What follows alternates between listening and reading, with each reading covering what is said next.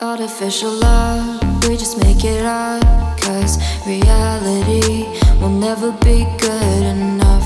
And even if it were